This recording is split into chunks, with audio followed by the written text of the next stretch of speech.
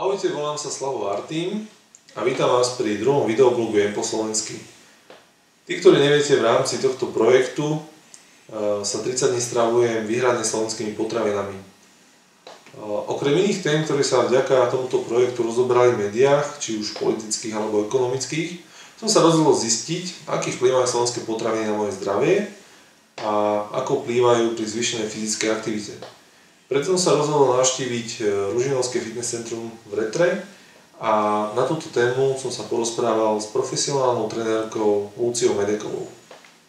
Takže čo by si teda odporúčala niekomu, kto sa chce stravovať po slovensky, čo sa týka pitného režimu?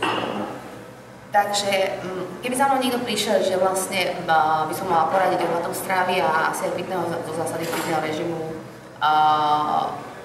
v takom nejakom poňatí, aby to bolo len v rámci Slovenska alebo slovenskej produkcie, tak v prvom rade by som sa asi zamerala na to, že ak ten človek cvičí, a myslím si, že asi cvičí, tak to bude o tom, že mu ten základ tých proteínov, ten prísun odporúčim vo forme teda mliečnych výrobkov, lebo to si myslím, že celkom máme dobré.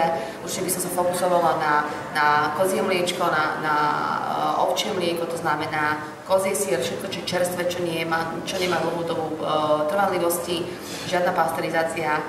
Určite by som sa nebala, pokiaľ ten človek naozaj má dobrý výdaj a cvičí, ísť aj kľudne do brinze, napriek tomu, že teda je plnotučná, ale v nejakej kombinácii so zeleninou, tak určite áno. Primárne by som asi potrebovala sa vyjadriť k pitnému režimu, pretože to je asi základ. To znamená, že určite minerálky, keďže nie je veľký výber v rámci jontových a doplnkových produktov, takže by som išla určite do tej minerálky, aby obsahovala tá minerálka minerály, ktoré vlastne urobia takú tú rovnováhu v tele medzi kyselinami a zásadami, aby tam bola proste podporená tá látková premena, to znamená, aby tam bol určite vápnik, aby tam bol určite sodík. Samozrejme nemusela by byť perlivá, ľudia môžu byť mierne, najlepšie je proste neperlivá. Ten pitný režim by mal byť naozaj samozrejme podľa toho stanovený, aký tréning ten dotyčný prevádzkuje alebo dovšie si dá cvičiť, či je to kondičný alebo silový tréning, ale možno by sme sa asi všetci trošku potrapili a určite by sme niečo vymysleli.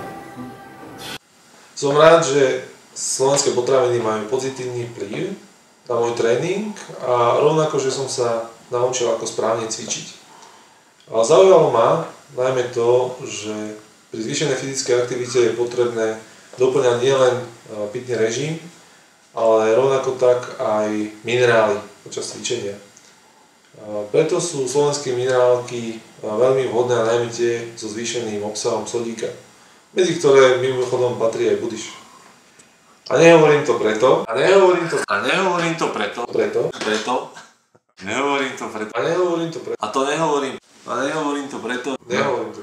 Že budyš je hlavným sponzorom môjho pitného režimu. Sledujte Jem po slovensky na Blogspote, Facebooku, YouTube. Čaute.